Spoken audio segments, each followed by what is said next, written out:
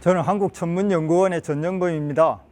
오늘은 별 이야기를 할 건데요. 우리 바다 위에서 별을 이용해서 어떻게 자신의 위치를 찾는지 이런 이야기가 덧붙여지겠습니다.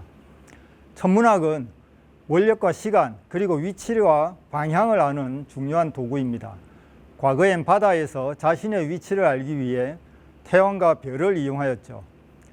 GPS 자동 항법 장치 이전엔 항법사가 별을 이용해서 비행기나 배의 위치를 계산하였습니다.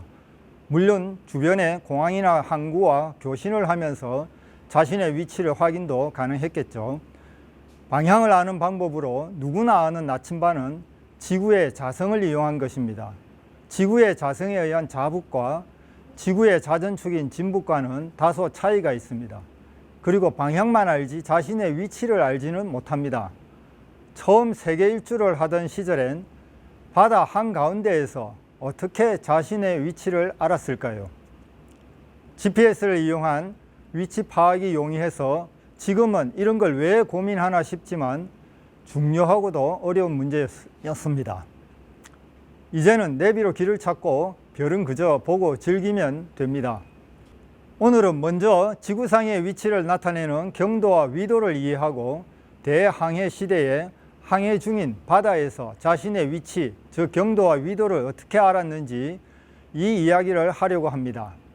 그러고 나면 별 이야기를 할 건데요. 북극성과 남극 찾기, 북쪽 하늘 은하수와 남쪽 하늘 은하수의 어떤 모습인지, 별자리 이야기, 이런 이야기들을 하려고 합니다. 실생활에서 별과 별자리를 알면 극단적인 상황에 자신의 위치를 알 수 있습니다. 별을 보며 밤하늘을 조금 즐겨보았으면 하는 그런 마음입니다. 지구상의 자신의 위치는 경도와 위도로 나타낼 수 있습니다. 왼쪽에 있는 그림과 같이 자전축을 기준으로 0에서 360도까지 이렇게 나눈 것이 경도이고요. 오른쪽 그림처럼 지구의 적도를 기준으로 남과 북으로 플러스 마이너스 90도로 나눈 것이 위도입니다. 경도는 극지방으로 갈수록 좁아지고 같은 경도는 같은 시간대를 가집니다. 위도는 지구의 적도 부분이 다소 부푼 타원체여서 완전히 같지는 않지만 거의 일정한 간격입니다. 바다에서 거리의 단위로 사용되는 1해리는 위도 1분에 해당하는 거리입니다. 지구 둘레가 약 4만 킬로미터이고 위도는 플러스 마이너스 90도이므로 위도 1분의 거리는 쉽게 계산해보면 1852m가 됩니다. 즉 1해리는 1852m입니다. 위도 1분의 거리는 지구가 타원체인 점을 고려하면 실제 위도에 따라 조금씩 다른데요. 큰 차이는 아니고 위도에 따라 다른 값을 사용하게 되면 불편하기 때문에 그런 차이를 무시하고 1852m로 정했습니다. 이게 참 재밌습니다. 해리라는 단위는 바다에서 지구 표면을 얼마나 이동했는지 알 수 있습니다. 배의 속도는 노트라는 단위를 사용하는데요. 1노트는 1시간에 1해리, 즉 1분을 간다는 뜻입니다. 그러니 1도를 이동하려면 60시간이 걸립니다. 30노트대에는 빠른 배로 달리게 되면 불과 2시간이면 지나갈 수가 있죠. 제주에서 목포까지 위도 차이가 대략 1도 조금 더 됩니다. 그러니까 30노트 배라면은 2시간 정도 걸리는 셈이죠. 하지만 이래저래 더 배우기도 귀찮으니 요즘은 그냥 바다에서도 킬로미터 단위를 사용하기도 합니다. 여러분은 수평선까지의 거리를 생각해 본 적이 있으신지요? 바닷가에 선 사람의 눈높이가 성인 남자의 키를 고려해서 대략 한 170cm 정도라고 하면은 지구 반경이 6,400km이므로 6,400km에 사람 눈높이를 더한 높이에서 바라봅니다. 그 거리가 삼각측량에 의한 그런 계산 방법을 이용해서 대략 4.7km 정도입니다. 키가 작아서 150cm 정도의 눈높이라면 4.4km 정도입니다. 그러니 바닷가에서 바라본 수평선은 대략 4.5km 정도입니다. 의외로 가깝죠. 해발 1100m인 보현산 천문대에서 수평선에 뜨는 해를 보면 거리가 약 120km입니다. 높이 50m쯤 되는 배의 꼭대기에 올라가 수평선을 바라보면 약 25km 거리인데요. 같은 크기의 상대편 배가 있으면 서로 50km까지 볼 수 있겠죠. 1915m인 지리산에서 1950m인 한라산을 바라볼 수 있을까요? 한참 등산을 하던 젊은 시절에 친구가 지리산 꼭대기에서 백두산과 한라산을 동시에 볼 수 있다고 하여서 머릿속으로 그걸 계산하느라 등산을 하는 내내 골치가 아팠었는데요. 지리산과 한라산은 높이가 비슷하여 계산해 보면 각각 160km 정도를 볼 수 있습니다. 그러니 약 320km 이내면 서로 볼 수 있겠죠. 네이버 지도를 검색해 보니까 거리가 약 240km였습니다. 날씨 좋은 날 볼 수 있겠네요. 그런데 백두산은 거리가 720km입니다. 높이를 고려해도 이거는 볼 수가 없습니다. 지구가 둥글다고 하는 것은 수평선 위로 나타나는 배를 보고 이미 짐작할 수 있습니다. 이 경도와 위도를 하늘에 그대로 투영시키면 별의 위치를 나타내는 적경과 적위가 됩니다. 별의 위치도 지구상의 위치처럼 적경과 적위로 나타내는 것입니다. 별이 뜨고 지는 것을 자신의 위치와 방향을 알 수 있게 해줍니다. 우리가 특정 장소에서 위치와 방향을 알기 위해서는 먼저 날짜를 알고 시간을 알아야 합니다. 날짜는 알고 보통 여행을 나서니까요. 시간만 알면 되겠죠. 그러면 별을 보고 자신의 위치를 알 수 있습니다. 거꾸로 자기가 잘 아는 장소라면은 별을 보면 시계를 보지 않아도 대략 몇 시쯤인지 짐작할 수 있습니다. 물론 오차는 상당히 큽니다. 방향을 아는 가장 중요한 별은 북극성이죠. 북극성이 아니어도 자기가 잘 아는 별의 위치로 자신의 위치나 시간과 방향 등을 알 수 있습니다. 대항해 시대에 바다 한가운데에서 방향과 위치를 알기 위해 별을 이용했습니다. 대륙을 돌아다니는 유목민들도 마찬가지며 계절의 변화도 별을 보고 알 수 있었죠. 계절의 변화를 아는 데에는 태양의 고도 변화가 중요한 도구였습니다. 방향을 아는 데에는 나침반이 쓰였는데 나침반도 자신의 위치를 알아야 정해진 장소를 찾아갈 수 있습니다. 6분이라는 도구가 있는데요. 360도를 6등분 했다는 그런 의미입니다. 이 장비는 배에서 별과 태양, 달의 고도를 측정하는 장비인데요. 북반구에서는 북극성의 고도를 구하고 남반구에서는 남십자성과 주변 별을 이용해서 남극의 고도를 구합니다. 북극과 남극의 고도를 알면 그 고도가 곧바로 자신이 있는 그 장소의 위도가 됩니다. GPS가 사용된 후에는 이런 장비가 필요가 없어져서 거의 사용하지 않고 있는데요. 별을 이용해서 방향을 찾으려면 먼저 시간을 알아야 합니다. 그래서 시계의 발명으로까지 이어졌습니다. 자신이 위치한 경도와 위도 중에서 위도는 의외로 쉽게 구할 수 있습니다. 오른쪽 그림에서 북극에서는 북극성의 고도가 90도이고 위도 50도 지역에서는 고도가 50도가 되며 적도에서는 북극이나 남극의 고도가 0도가 됩니다. 그러니 위도를 알기 위해서는 별을 이용해서 북극과 남극의 고도만 잘 측정하면 되는 것이죠.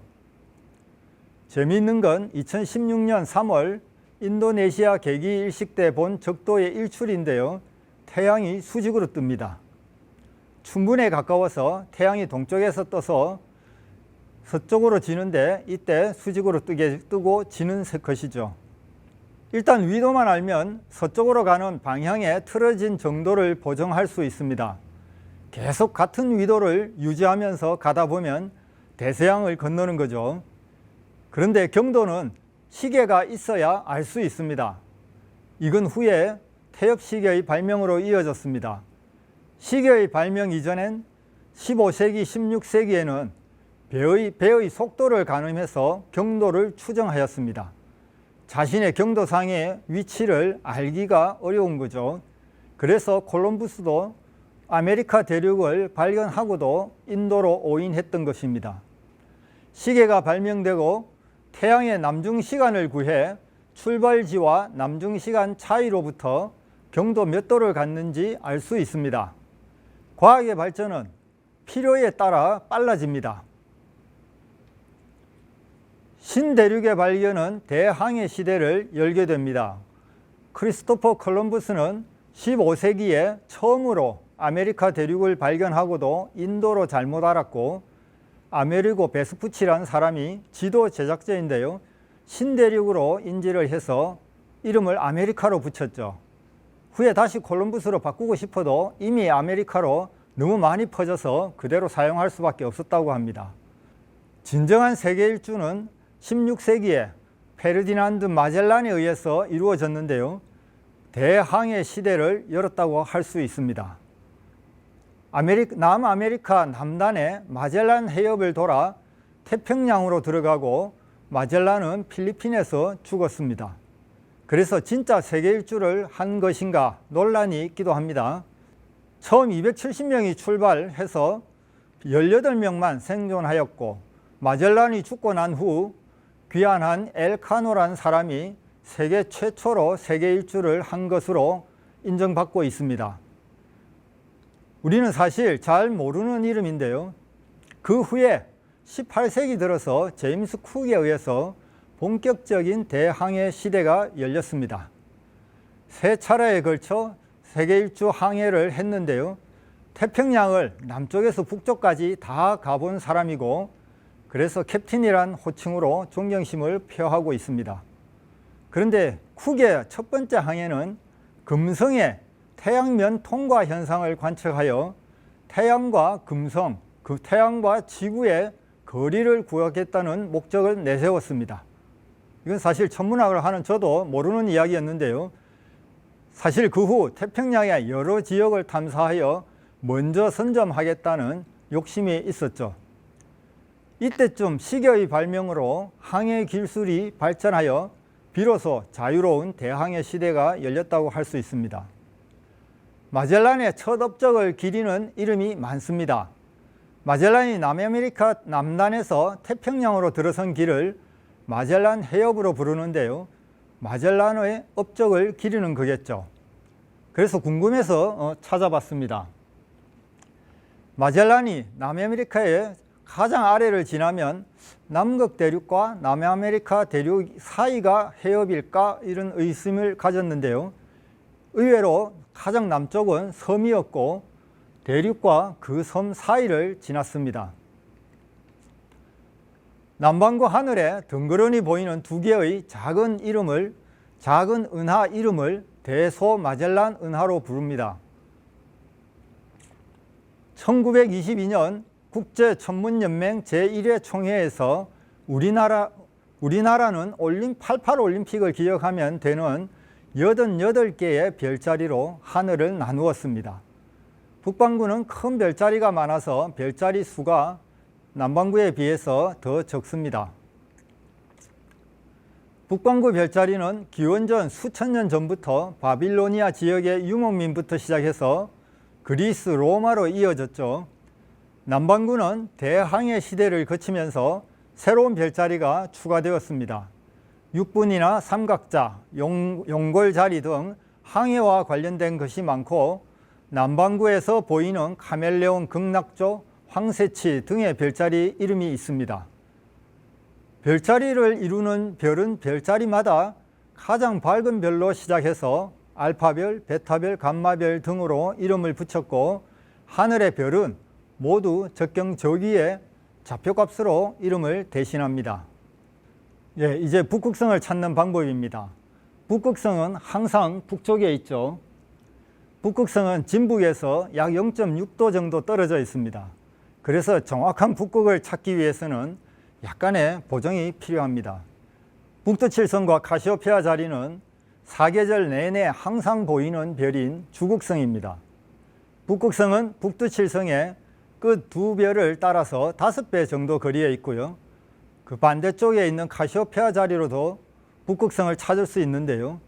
W자 바깥 두 별을 뒤로 이은 다음 가운데 별과 다시 이으면 대략 5배 거리가 됩니다. 앞에서 설명한 내용입니다. 북쪽 하늘에서 사진 속 그림과 같이 북극성을 쉽게 찾을 수 있습니다. 1.8m 망원경 돔 위에 뜬 북극성인데요. 앞에 사진과 180도 방향이 바뀌었지만 쉽게 북극성을 찾을 수 있습니다. 남반구에서 남극을 찾기는 다소 어렵습니다. 북극성처럼 남극에 놓인 별이 없기 때문입니다.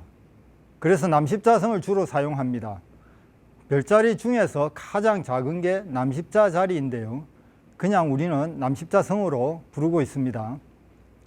사진처럼 마젤란 은하도 대략적인 남극을 찾는 데 도움이 됩니다. 남십자성 위에 가짜 남십자성이 있는데요.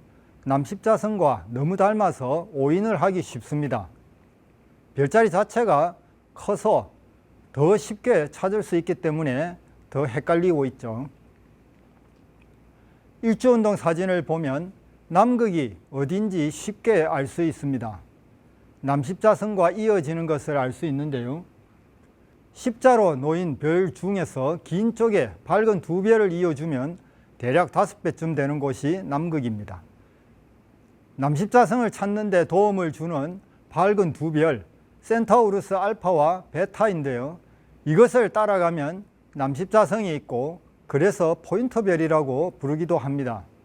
이 두 포인터별에 수직으로 선을 그어서 내려가면 남십자성에서 그은 선과 만나는 지점이 대략적인 남극이 됩니다. 자세한 위치는 남극 주변의 별을 이용해서 구할 수 있는데요. 맨눈으로 보기가 어려워서 별도의 작은 망원경 같은 장비가 필요합니다. 호주와 뉴질랜드 국기에 남십자성이 들어가 있습니다. 호주 국기가 좀 더 사실적인데요. 포인터별 하나와 남십자 자리 에타별까지 들어가 있습니다. 2015년 호주에서 찍은 은하수입니다. 북극에서는 지평선 가까이 보이던 정갈 자리가 높게 올라와 은하 중심이 어디인지 잘 드러납니다. 아래쪽 남극 위치를 확인할 수 있고 남십자성과 포인터별들, 에타 카리나 성운 등이 보입니다. 북반구의 은하수는 은하 중심의 고도가 낮고 남반구에서는 고도가 높아 남반구에서 훨씬 화려하게 보입니다. 은하수는 여름과 겨울을 이으면 하늘을 한 바퀴 도는 원이 됩니다. 태양이 우리 은하의 외곽에 위치하고 있어서 북반구의 여름에 화려한 은하수가 보이고 겨울엔 반대쪽에 희미한 은하수가 보입니다. 또한 태양이 은하면에서 남쪽으로 조금 치우쳐 있어서 남반구에서 보는 은하수가 고도가 높고 더 화려합니다. 보현산 천문대에서 본 여름 은하수입니다.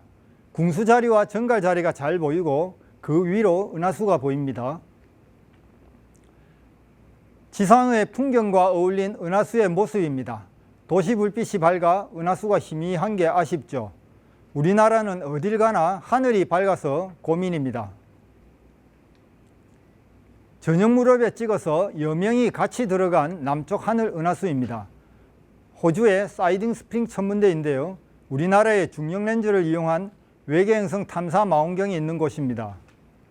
망원경 정비를 위해 갔다가 낮에 작업하고 밤에 혼자 일어나 은하수가 떠오르는 장면을 찍었습니다. 2월 초 새벽에 정갈 자리가 떠오르기 시작했습니다. 칠레에 있는 우리나라 외계 행성 탐사 망원경인 KMTnet 망원경에 있는 미국 국립천문대의 CTIO 천문대 하늘에 뜬 은하수입니다. 6장의 사진을 붙였는데요. 항상 마젤란 은하가 반겨줍니다. 북반구, 남반구 일주운동을 비교해보면 북반구에서는 북극성이 있지만 남반구에서는 남극성이 안 보입니다. 별이 회전하는 방향이 반대 방향이어서 북반구는 반시계 방향으로 돌고 남반구는 오른쪽의 시계 방향입니다. 사진으로 보면 보현산 천문대에서 12시간 노출한 일주 운동인데요. 한가운데에 북극성이 뚜렷하게 보이죠. 호주에서 7시간 노출한 일주 운동 사진입니다.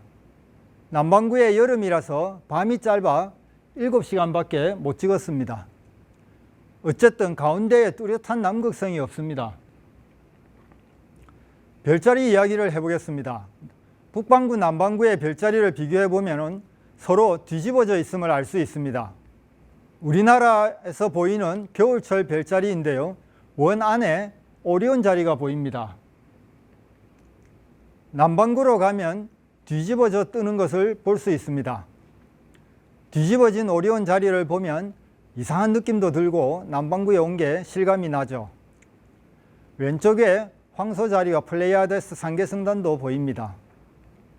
계절별 별자리는 각 계절의 초저녁에 동쪽 하늘에 떠오른 별자리를 뜻합니다. 그런데 하늘의 별은 계속 돌기 때문에 밤이 길면은 하룻밤에 모든 계절의 별자리를 다 볼 수도 있습니다. 봄철 별자리는 북두 칠성의 국자 손잡이의 곡선을 따라가면 목동 자리의 가장 밝은 별인 아크투루스를 만납니다.